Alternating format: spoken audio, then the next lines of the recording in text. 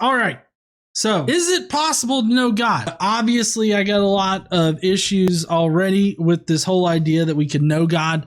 For one thing, I think it would be very easy for us to know God. He just kind of has to show up and let us ask him questions and shit. But no, what does he have to do? He inspires people right around the turn of the Common Era, and he gets them to write shit about him. And they're not even good writers, all that great writers in the first place, and they barely write coherent literature about God and Jesus and everything like that. And so now we've got these fucked up books that apologists have to work round the clock in order to explain why they're not just the shittiest things that have been written in history. That specifically about slavery, about women's rights, about a whole host of things. But tonight, William Lane Craig is going to be trying to explain how we can know God. And in the process, he's going to be explaining God. So let's hear what he's got to say.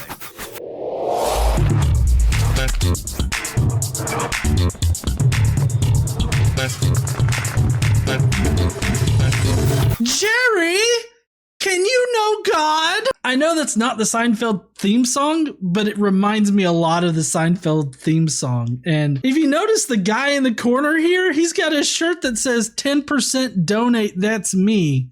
That's me. I feel like this is an attempt at subliminal messaging to get people to donate 10% to whatever church organization.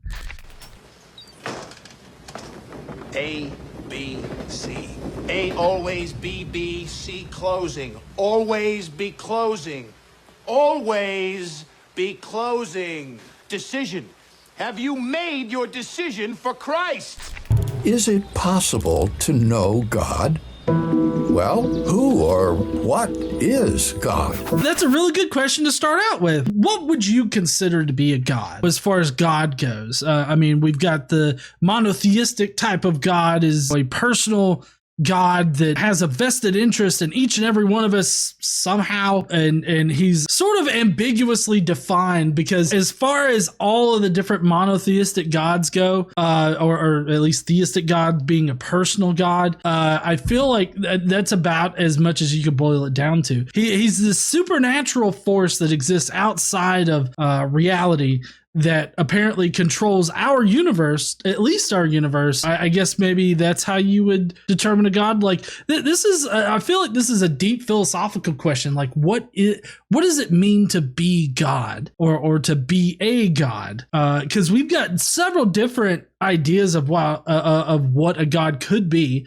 Their polytheistic gods are totally different than the monotheistic gods, in their nature and everything like that. But I don't see any better evidence for a monotheistic God than there is for polytheistic gods. I feel like the polytheistic gods have just as much of a hurdle as the monotheistic gods. The question of what is a God? Supernatural jackass that exists outside of reality. Yeah, but I mean, even if you define him like that, he's outside of reality, so that he doesn't exist within reality. How can you take that seriously? I really don't fucking know.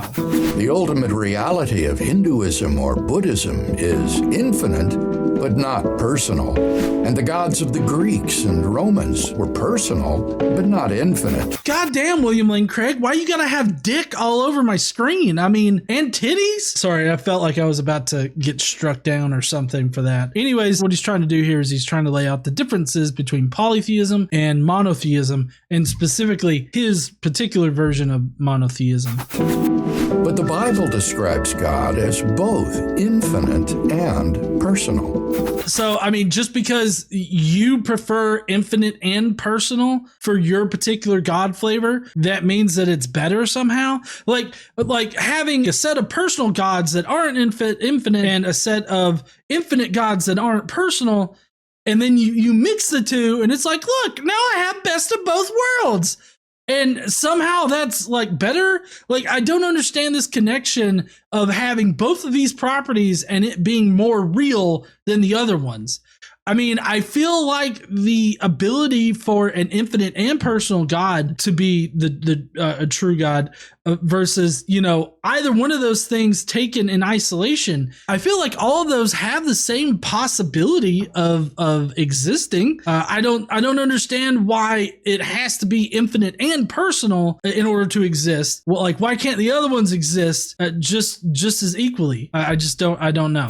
When we say God is infinite, we mean, for example, that God is eternal. He never began to exist, and he'll never cease to exist. One of the problems with the whole, if everything was created, then who created God? One of the problems that they mention with that is that there ends up being an infinite regression. I don't understand how saying that God is eternal, which is just moving the goalposts really, but saying that God is eternal, how does that not create an infinite regression? Like the problems that they have with this God created that God created that God, and it infinitely going back in time or an infinite past being a thing, like their God violates that. Their God being eternal in the past leads to an infinite regression. So I don't see how this is any better than any other explanation. It's just arbitrarily saying, oh, well, the eternal thing is God rather than just reality being eternal or uncreated. Reality just is. God just is.